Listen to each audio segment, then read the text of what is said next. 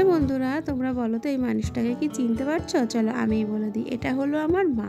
তো গতকালকে আমার মা আর বাবু দুজন মিলে এসছে আমার বাড়িতে ঘুরতে। তোমরা ভাবছো মাকে কেন কাজ করাচ্ছি? না গো, আমি কাজ করতে বলিনি, তবুও আমার মা করবে। এদিকে আমার বাবা বসে আছে, আর এইদিকে দেখো আমাদের এখানে কীর্তন হচ্ছে। তো তার জন্য গেটটা এই পর্যন্ত হচ্ছে, তোমাদের সাথে একটু শেয়ার করলাম। আচ্ছা চলো আগে ইন্ট্রোটা দিয়ে নিই। গুড মর্নিং ফ্রেন্ডস, কেমন আছো সবাই? আশা করছি সবাই খুব ভালো আছে। আমার নতুন একটা ব্লগে তোমাদেরকে জানাই অনেক স্বাগত আর অনেক ভালোবাসা। তো প্লিজ সবাই ভিডিওটা দেখো, স্কিপ করো না, আশা করছি তোমাদের খুব ভালো লাগবে। তো তারপর মা ওইদিকে ছাদটা পরিষ্কার করছে, আমি চলে যাচ্ছি এবার রান্নাঘরে। শুধু কাজ করালেই হবে? খাওয়া দাওয়া তো দিতে হবে, নিজেদেরকেও তো খেতে হবে, তাই না? তো দেখো সকালবেলা বেগুন পোড়াচ্ছি।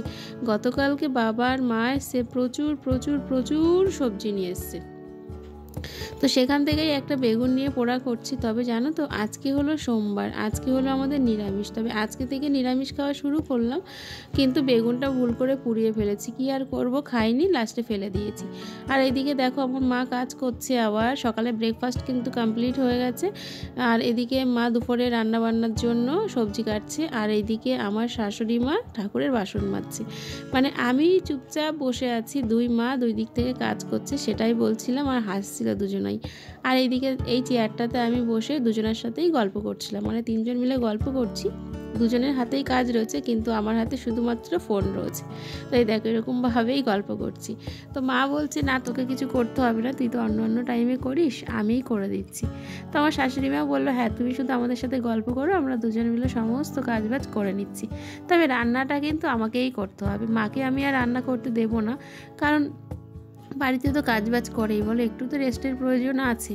তো যাই হোক দেখো, তারপর আমি রান্না বসিয়ে দিয়েছি। এখানে একটু বড়ি ফোড়ন দিয়েছি, বড়ি দিয়ে বাঁধাকপির তরকারি হচ্ছে, যেহেতু আজকে নিরামিষ। এখানে হচ্ছে মুগ ডাল, একটু মুগ ডাল করবো, আর তার সঙ্গে হবে হচ্ছে একটু পনিরটা বেশ মাখা মাখা করে আদা জিরে দিয়ে, মানে আদা জিরে বাটা দিয়ে করব। আর এদিকে হচ্ছে বেগুন ভাজা। এই হলো আজকের মেনু আমাদের। তবে দেখো এখানে আমি পনিরটা ভাজা করে তুলে রেখেছি, আর তারপর এদিকে একটু আদা জিরে আর শুকনো লঙ্কা আর গোটা গরম মশলা ফোড়ন দিয়ে আলুটা কষিয়ে নিচ্ছি। তারপর আমি জল দিয়ে দেবো। এদিকে ডালটাও আমার মোটামুটি সেদ্ধ হয়ে এসছে। তো এদিকে আমার রান্না হচ্ছে, এদিকে দুই মায়ে স্নান করে নিয়েছে, আমার কিন্তু এখনও পর্যন্ত স্নান হয়নি। তো দুই মা মিলে পুজো করছে আর দুজন মিলে গল্প করছে। আমার শাশুড়ি মা গোপুসোনাকে স্নান করালো, আর আমি ভাবলাম চলো এই শ্যুটটা একটু নিয়ে আসি, যদিও আমার কিন্তু এখনও পর্যন্ত রান্না হয়নি। তো এই জন্য একটু এলাম তোমাদের সঙ্গে শেয়ার করার জন্য। আর মা বাবা আসলে তো একদম গল্প কোনো রকম, মানে আমার শ্বশুরমশাই শাশুড়ি মায়ের সাথে শেষই হয় না। তো যাই হোক তারপরে চলে এলাম আবার রান্নাঘরে। ওরা গল্প করছে, পুজো করছে, করুক, আমার কাজগুলো তো আমাকেই করতে হবে, তাই না? অ্যাকচুয়ালি সব কাজই করে দিয়েছি, জাস্ট রান্নাটা করছি। তো দেখো এখানে বেশ সুন্দর একটা কালার এসছে, পনিরটা খেতে দুর্দান্ত হয়েছিল, আর ডালটা মোটামুটি হয়েছিল। আমি বলিনি, এগুলো কিন্তু আমার মা বাবা শ্বশুরমশাই শাশুড়ি মা সবাই বললো। তো যাই হোক তারপরে তোমাদের দাদাভাই ছিল না বাড়িতে, তোমাদের দাদাভাই গেছিলো একটু হাবড়াতে, ও আসলো বাড়িতে। আর দেখো বাড়িতে এসেই দুজন মিলে, মানে কি বলবো, যুদ্ধ শুরু হয়ে গেছে। আর ওইদিকে সবাই মিলে গল্প করছি রোদ্রে বসে। হ্যালো বন্ধুরা, খাওয়া দাওয়া হয়ে গেছে, মানে লাঞ্চ কমপ্লিট। তো খাওয়া দাওয়ার সময় আর ভিডিওটা শ্যুট করা হয়নি, কারণ সবাই খাওয়া দাওয়াতে এত পরিমাণে ব্যস্ত ছিলাম, সবাই মিলে একসাথে বারান্দাতেই খেয়েছি। খেয়ে দিয়ে একদম এঁটো জায়গা মুছে থালা বাসন ধুয়ে ঘরে এলাম। ঘরে এসে একটু ব্ল্যাঙ্কেটের মধ্যে বসলাম। এখন ভাবছি একটু লাইভে যাব, আর শেয়ার করতে পারলাম না, আর কি করা যাবে। তো চলো পরে আবার তোমাদের সঙ্গে কথা হচ্ছে। আমি বেশি কথা বলতে পারছি না, বন্ধ করো। বেশি কথা বলতে পারছি না, ভয়েস ওভার দিতে হচ্ছে, কারণ আমাদের বাড়ির পাশেই কীর্তন হচ্ছে। আজকে রাত্রে তোমাদেরকে দেখাবো সন্ধ্যার পরে যে কীরকমভাবে বাড়ির সামনে লাইটিং করেছে। হ্যাঁ, এই কদিন তো ব্লগ করিনি বলে দেখাতে পারিনি। তো ওর জন্য কীর্তনের প্রচুর আওয়াজ, আমার কথা তোমরা কিছু শুনতে পাবে না, ওর জন্য জাস্ট শ্যুট করে পরে ভয়েস ওভার দিচ্ছে। এখন দেখছি একটু মাইকটা বন্ধ রয়েছে, ওর জন্য ভাবলাম চলো তোমাদের সামনে একটু আসা যাক। তো যাই হোক চলো পরে আবার তোমাদের সঙ্গে কথা হচ্ছে। শুয়েছিলাম, ঘুম তো আর হয়নি। তারপর সন্ধ্যার একটু আগে উঠলাম। তো মাকে বললাম চলো মা, দুজন মিলে বানাতে হবে এখন গোপুসোনার জন্য পিঠে। গুড ইভিনিং সবাইকে।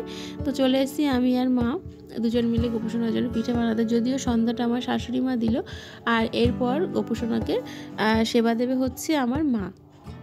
তো মা এখানে পিঠে বানাবে, আর আমার খুব ইচ্ছা ছিল আমি পিঠে বানাবো, কিন্তু মায়ের মতো অত সুন্দর পিঠে আমি অ্যাকচুয়ালি বানাতে পারি না। ওই জন্য ভাবলাম মা যখন আসবে বলছে তাহলে মা এসেই বানিয়ে দেবে। তো অল্প একটু মানে কোনো রকম মানে অল্প করে একটু গোপুসোনার জন্য করছি, বাদ বাকিটা আমাদের জন্য হবে। অনেক দিন থেকে ভাবি যে গোপুসোনাকে একটু পিঠে বানিয়ে খাওয়াবো, শীত তো আর চলে যাওয়ার মতন হয়েই গেল। এদিকে চালের গুঁড়ি ছিল না, তো মাকে বলেছিলাম যে মা তুমি যখন আসবে চালের গুঁড়ো নিয়ে আসবে। তো মা চালের গুঁড়ো নিয়ে এসছে, আর একবারে বললাম মা তাহলে তুমি একবারে আমার গোপুসোনাকে পিঠে বানিয়ে খাইয়ে দিয়ে যাবা। তো বললো ঠিক আছে। ওর জন্য একটু মালপোয়া হচ্ছে, আর তার সঙ্গে সন্দেশ দিয়ে একটু পাটিসাপটা হবে। দাঁড়াও ব্যাক ক্যামেরা করি।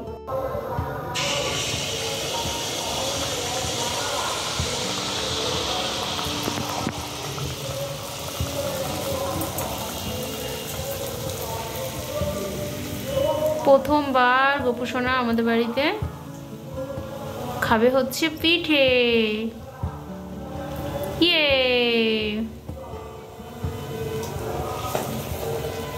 তোমাদের কার কার বাড়িতে গোপুসোনা আছে পিঠে বানিয়ে খাইয়েছো একটু কমেন্ট করে বলো। খুব সুন্দর ফুলেছে তোমার। এই দেখো দুটো হয়েছে। মাকে বললাম একটু ছোট্ট ছোট্ট করে বানাও, তাহলে দিতে মানে ভাল লাগে, সুন্দর লাগে। এগুলো গোপুসোনার জন্য হচ্ছে, আর তারপরে হবে আমাদের জন্য। তারপরে হবে হচ্ছে লুচি, সন্ধ্যার টিফিন হবে ফুলকো ফুলকো লুচি।